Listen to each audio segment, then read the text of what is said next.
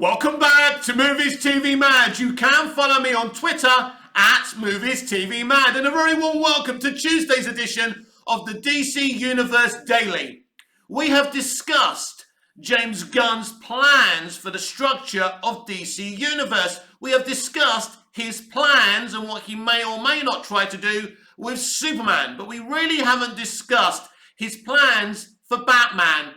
And with him having a meeting with Matt Reeves very soon about the Batman, about that situation, and how his DC Universe Batman needs to be a little bit different from Matt Reeves' Batman movies and streaming shows and all of that, I thought it would be very interesting and fun to try and guesstimate what James will do with his Batman.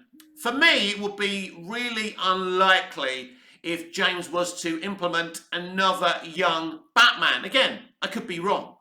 But considering Robert Pattinson is already a kind of youngish Batman, it would make sense to maybe go with a Batman who's different or older.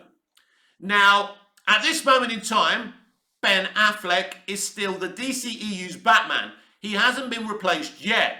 Now, in the Flash movie originally, he was going to be replaced by an even older Batman, Michael Keaton. Yes, Ben Affleck was supposed to be an older Batman, but they were replacing him with an even older one at that, with Michael Keaton's iconic Bruce Wayne. And I don't know how the Flash movie plays out now and how they deal with that. So I don't think you can have a Batman as old as Michael Keaton. It wouldn't make sense, but maybe they'll keep Keaton around. Who knows? But they need a Batman. So there's lots of different exciting things that James can do with Batman in DC Universe. Number one, he could have Damian Wayne. Yes, Damian Wayne could actually end up being James Gunn's Batman. I'm not saying this is the case, but it's a different, exciting way of going at it. Something I don't think anyone's really spoken about. Damian Wayne is a very, very different character. He's got a very, very different background. He's a very aggressive character. And if you've read him in the comics or seen him in the animation, I find him a very interesting, really watchable character.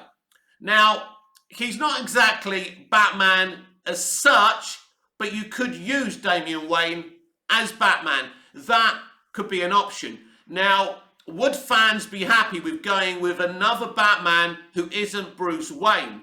But with us already having a Bruce Wayne Batman in Matt's universe, it could be an interesting way to go about it. So watch out for Damian Wayne in the DC universe. Now, I believe that Gunn will implement the entire Bat family. I think we will get a Batgirl. I don't know if that's going to be Leslie Grace. Let's see what happens there. I think you've got Nightwing. I think he will use Nightwing. He will use different characters from the Bat family. I think that's what he will do. And that will make his universe quite different, significantly different to what Matt Reeves is attempting to do. But as I've already said, Ben Affleck hasn't been confirmed as being written out as Batman by James Gunn, while Henry Cavill's Superman has. He hasn't clarified the Ben Affleck situation. So maybe we should do a previously on Ben Affleck's Batman. In BVS, he's Batman. In the Suicide Squad, the first film, he's Batman. In Wonder Woman, the first one, he's not in it, but he's talking to Diana, he's Batman. In Justice League and in the Snyder Cut, he's Batman. Now, we make the assumption, because it has to be, that in the films following, shortly after the Snyder Cut and Justice League, he's still Batman. We just don't see him again. Now we are supposed to be seeing him in the Flash movie in an opening sequence and a post-credit scene at the end. Let's see if that's still the case. Very, very interesting. Where am I going with this Ben Affleck situation? I believe there's a small possibility that Ben Affleck could remain as Batman. As I say, Henry Cavill has been announced as to be stepping down as Superman. He's been removed by James Gunn. A very, very interesting situation. You know, something I didn't see coming when James and Peter were announced as co-chairs of DC Studios. But the press haven't said anything about the DCU Batman. Why is that? Because they don't know anything. It happens to be very, very secretive. No one knows. Nobody's actually talking about the DCU Batman. People are talking about the Matt Reeves Batman in the Batman universe, but they're not talking about the DC Universe Batman. What do we know about the DCU Batman, in kind of comparison to the DC Extended Universe Batman, and are they the same thing? Again, a very, very interesting situation. Well, James Gunn has spoken about the close friendship between Batman and Superman. He's already been discussing that online. So it's clear he does want Batman and Superman to have a close relationship, and that's interesting. Does that mean they would both have to be younger versions of these characters? We know Superman is going to be a lot younger in DC Universe. But as I say, with a youngish Batman in Matt Reeves' universe, wouldn't it make sense to maybe remain with Affleck? Now, interestingly and suspiciously enough, James Gunn answered a question a few weeks ago. Will Ben Affleck be directing any DC content? James said, funny you should say that. We had a discussion this afternoon about him directing a DC project. Now, what DC project that would be, nobody knows. Could he be writing and directing yet again his own Batman film like he was originally? Now, if Ben Affleck was to remain as Batman, this would complicate the issue of the Snyderverse fans fighting for the Netflix stuff, because Ben would still be Batman and he would be the DCU Batman. Of course, that's probably very unlikely that he will remain the DC Universe Batman, but I'm not counting it out. I think it is a huge possibility. It's one of many possibilities. So I think Damian Wayne could be the next Batman. I think that Ben Affleck could remain Batman. I don't think that Michael Keaton will be the DC Universe's Batman, but could remain in the universe because, as I said earlier in previous videos, I do believe he's going with this multiverse strategy. So you can have different versions of these DC characters that have been previously played by other actors. And I feel that's the kind of direction that James could go with this. So there are some very interesting options. I do feel he will go in a different way of what Matt Reeves is going. In terms of the Batman, he's going to use age and just someone very, very different. I don't have any clue what he's going to do with Batman. Like, I don't have any clue who's going to cast as Superman or what exactly his plans as Superman are going to be. But we know, there's no doubt now, we know Superman will be dramatically different in Gunn's DC universe. Who Batman's going to be and what Batman's going to be, I don't have a clue. But we do know one thing. They are going to be friends. So who he uses as Batman is going to be interesting. Now, if he isn't going to make any casting announcements for Superman, would it be unlikely in this upcoming exciting announcement that I can't wait to get my teeth into? Just bloody make the announcements, man. Is there any chance of him telling us who's going to be Batman? Well, if Ben Affleck's going to remain as Batman, that would be an easy announcement to make because it's not a casting. He's there, right? It's easier to say, oh, Ben Affleck is still our Batman. Now, let's look at a little bit of history, recent history with Ben Affleck. Now, before DC Studios and Gunn and Safran taking over as co-chairs, in a kind of temporary basis, Mike DeLuca and Pam Abby, the co-chairs of WB Pictures, were running DC, and they were making some tentative steps to restore the Snyderverse, to greenlight a Man of Steel 2. We already know that. And Ben Affleck was pictured with Jason Momoa on the set of Aquaman and the Lost Kingdom. I have seen a test screening of that film with Michael Keaton's Batman cameoing in that film. That definitely happened.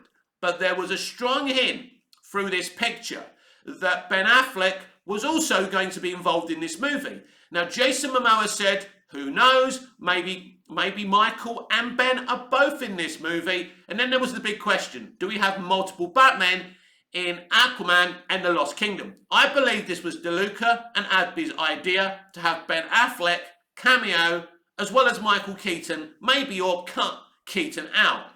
Now, that was before James Gunn and Peter Safran took over. So people who have seen like recent test screenings have said Ben Affleck is nowhere to be seen. But that doesn't necessarily mean he won't be in that movie. It just means they haven't shown in those test screenings Ben Affleck's appearance, because test screenings don't show you everything. But let's be very clear about that. When someone says to you, I've seen a test screening, you say, well, you never told us about that, because we don't get to see everything. It isn't the entire movie. It's a test movie. It's not a fucking royal premiere. We're not the guest of fucking honours. We're there to tell them where we think they're going right and wrong. That's the point of a test screening. So that's the recent history. But right now, without seeing the Flash film, Ben Affleck is the DC Extended Universe's Batman. But without us knowing what connection the DC Universe franchise has to the old DC EU, the DC Extended Universe, we don't know if being the Batman in the DC EU is the same thing as being Batman in DC Universe. These are things that we need to know. And this is why yesterday I was talking about needing context from this James Gunn, DC Studios and DC Universe announcement. So it will be very easy to confirm that Ben Affleck is still Batman. And going back to what I said earlier, he hasn't announced that Ben Affleck is no longer Batman. So that's an interesting situation. I think we can all say that there's going to be some connection, to DCU and DCEU. I think that's obvious. I think that, with Peacemaker still going forward, there's a connection there. It isn't all being burnt down, we don't think. But without some clarity and context from James, we don't know that for sure.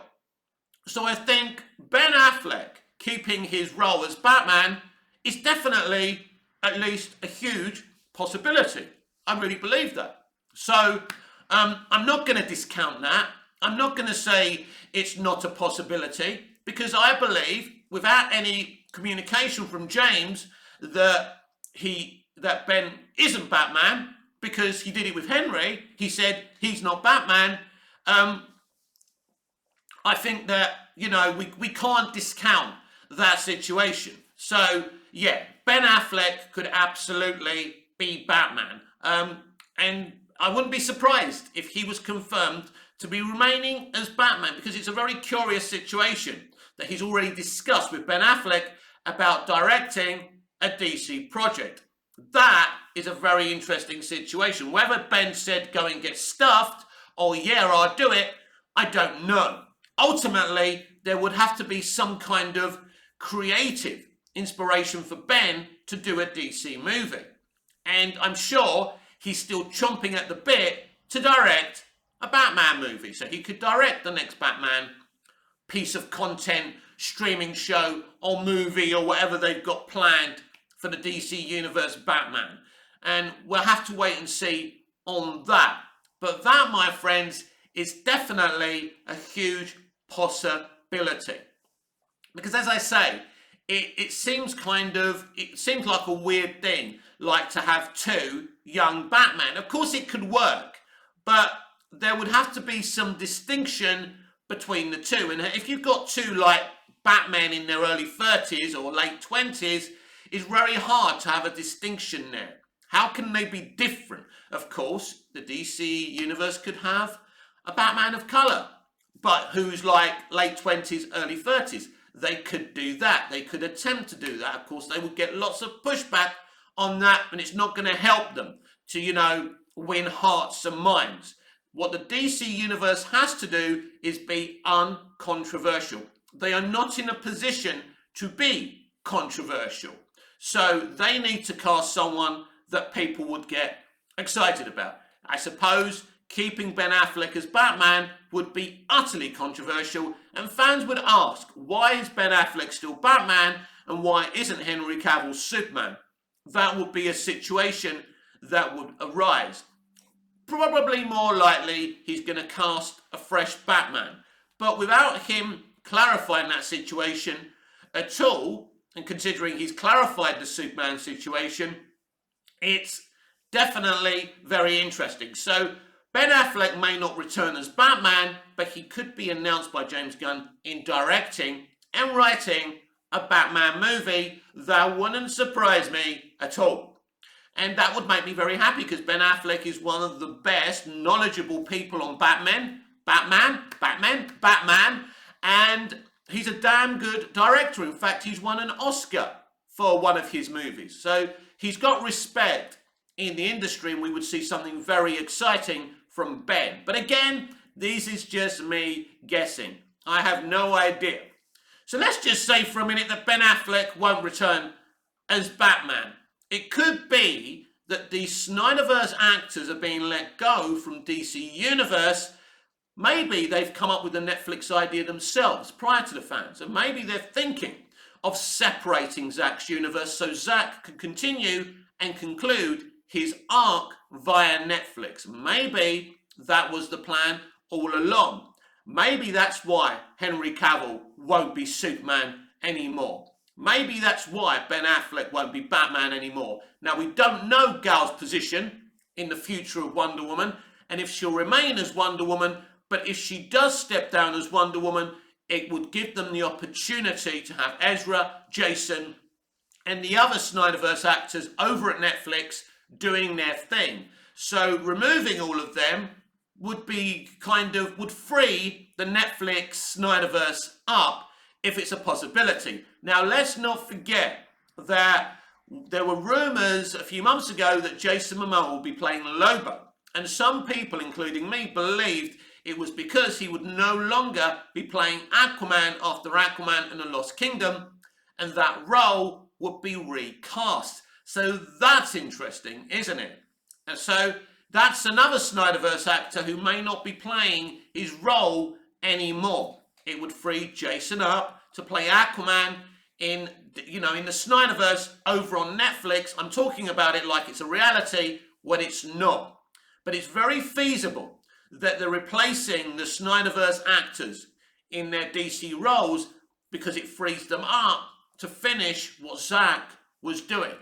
I would be very, very happy with this reality, to have brand new versions of these DC characters in DC Universe, but allowing Zack to have his actors over on Netflix to finish up what he started.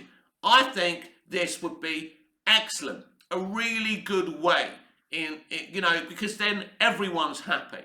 And I do feel there will be a lot more recasts, but at this moment in time, we're in the dark and it continues. We continue being in the dark. I'm just waiting for him to make this big announcement, and it has to be any day now. It's been such a calamity to be a DC fan over the years, to wake up in the morning and see rumors and this and that, to be excited when Henry Cavill was announced as Superman back in 2012, and to know that Christopher Nolan was involved in that. That gave me a lot of confidence in the opening of the DC Extended Universe, and to see what it became was very, very sad. The division, the fight for the Snyder Cut, the fight to restore the Snyderverse, everything that we've seen, the Hamada era, the Jeff Johns and John Berg era, all of it. It's all been so messy and embarrassing, and now we have this guy James Gunn and this other guy Peter Safran running things. Are they more of the same, or can they clean up this situation? They're really going to need a sturdy broom to clean up this situation, because you're asking James Gunn and Peter Safran to take what exists and clean that up.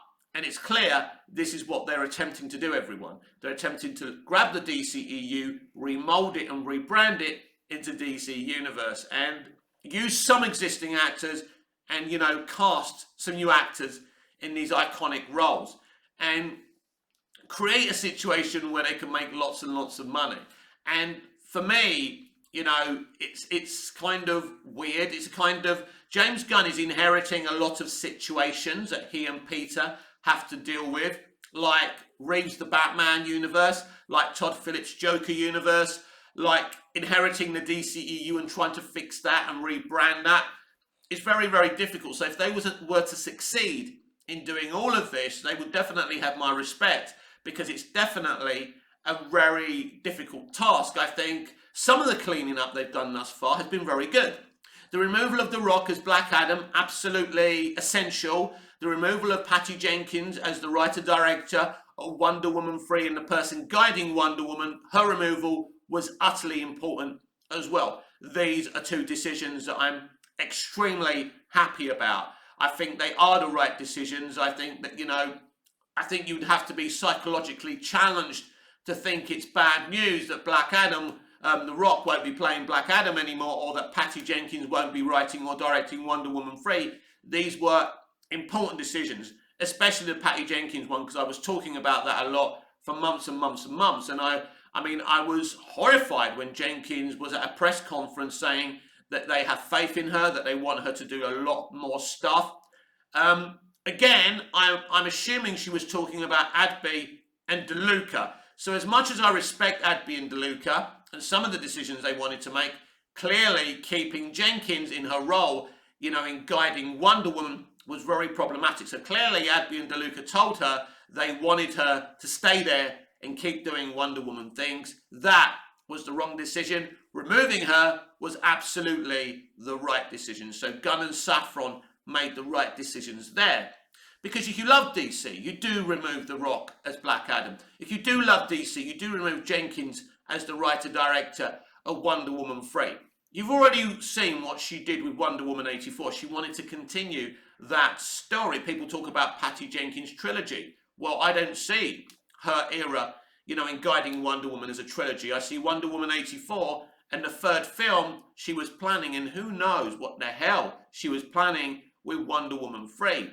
I just think it was the right decision. So some of the decisions that Gunn and Safran have made are good decisions. Now, the decision to remove Henry Cavill so close to his return is questionable. But as James said, he didn't make the decision to bring him back in the first place. Then you have to ask, should he have been allowed to make one final movie? But then it's a business, not a charity.